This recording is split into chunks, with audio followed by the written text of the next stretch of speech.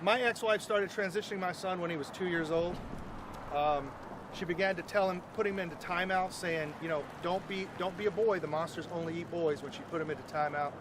Then at the age of 3, and this is sworn testimony in court, at the age of 3 years old, my son asked for a female toy in a McDonald's Happy Meal. And he had seen a movie and he liked one of the female characters. And then the next day, they were in Target, and my son saw a unicorn on a silver purse and asked to have the purse. And on that basis, she concluded he might be a girl. This is so crazy. Sworn testimony. You know what? I'm sure there's people from the state of Texas that's watching this. You need to take a little note of what South Carolina is doing right now.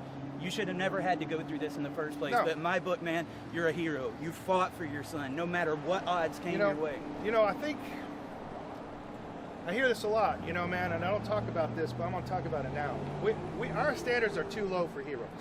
I am doing what every father in South Carolina should be doing right now. Right. This is not heroic. This is a duty of every father.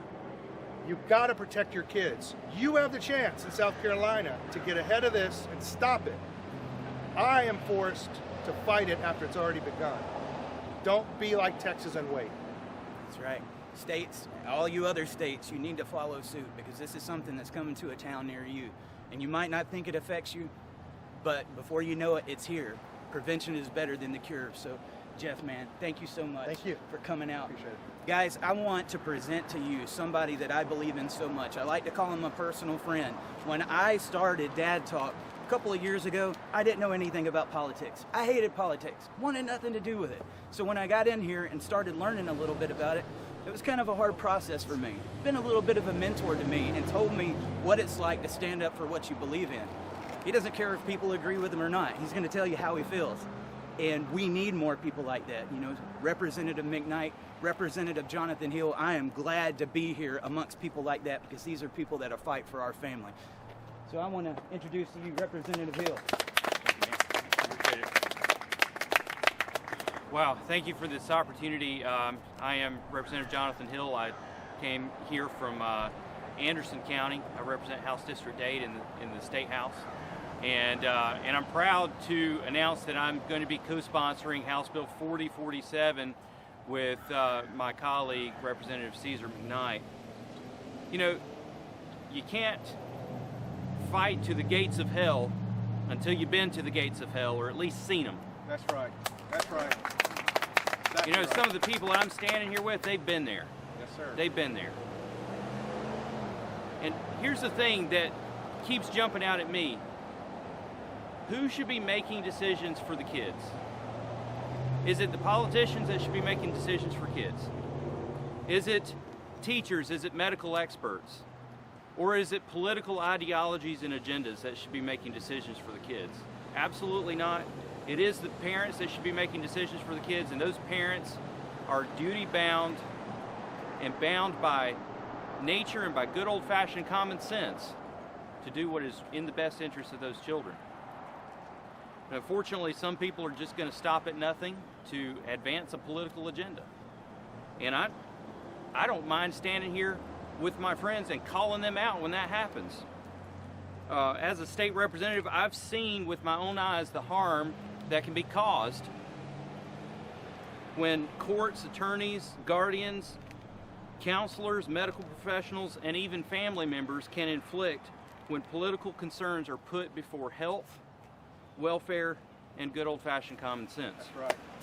Exactly right. In light of these facts, I was absolutely infuriated to hear that Myrtle Beach's own mayor had called mutilating kids' bodies equality.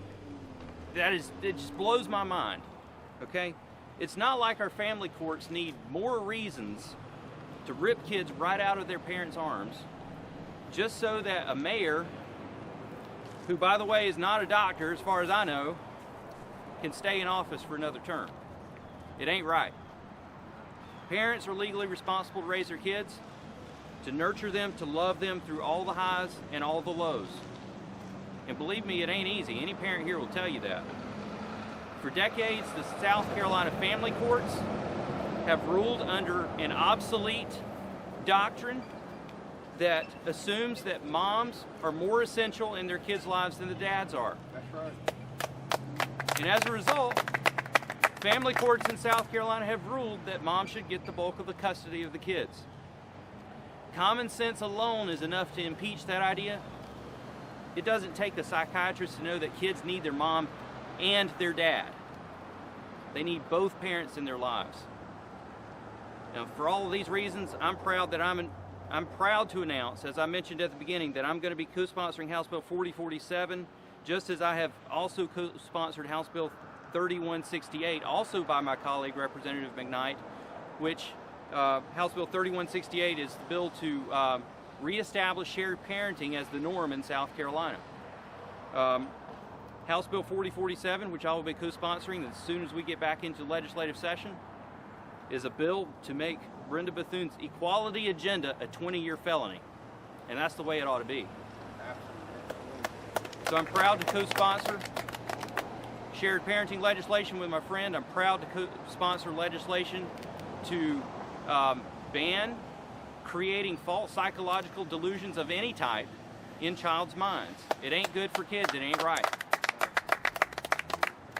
I'm sick of kids being pushed around for profit and for political agendas, and it's high time that all of my colleagues, Republicans and Democrats alike, get down to business as soon as we get back into session next January and pass both of these excellent bills, House Bill 4047 and House Bill 3168, for the sake of our kids and our families in South Carolina. Oh, yes, you're speaking with Caesar McKnight. I'm state representative from District 101, which is Williamsburg and Clarendon counties. And you sponsored a bill recently. Can you tell us about the bill that we're going to be discussing at a press conference this Thursday, what it's about? Yes, sir. I introduced a bill in the South Carolina legislature that makes it illegal to perform gender-altering surgery on any persons under 18 years of age in South Carolina. People often ask me, why did I do it? It seems counter to the position that my party affiliation takes. Look, I'm very much so a Democrat. There are things that I identify with. However, there are certain things that I don't, and there are certain things that I'll take a principled stand on. And I don't care what a grown adult decides to do. However, children do not need to be deciding whether or not they're going to alter their sex under the age of 18. You have to be 18 to smoke cigarettes. You've got to be 18 to get a tattoo. You've got to be 18 to serve in our country's armed forces. So why then are we going to allow a child to decide to engage in a procedure that will likely result in their sterilization and will be permanent and you cannot alter it in any way? That's nonsensical to me. So it's time for common sense to come back. I understand there'll be a lot of people on the left that don't like me or like the position that I've taken, but hey, I didn't sign up to be in the legislature to win a popularity contest. I signed up to do what my conscience seems to be right and to represent people the best way that I know how, and I think this is one way of doing that. Hey guys, this is Karen Mitchell. I'm a local and born and raised in Myrtle Beach, been here all my life. I've also always kept up with the issues all my life, either as a teacher, business owner, parent, local, and I'm telling you that we have thousands and thousands and thousands of voters on the roll, and we need you out to vote this time. We need to make a change.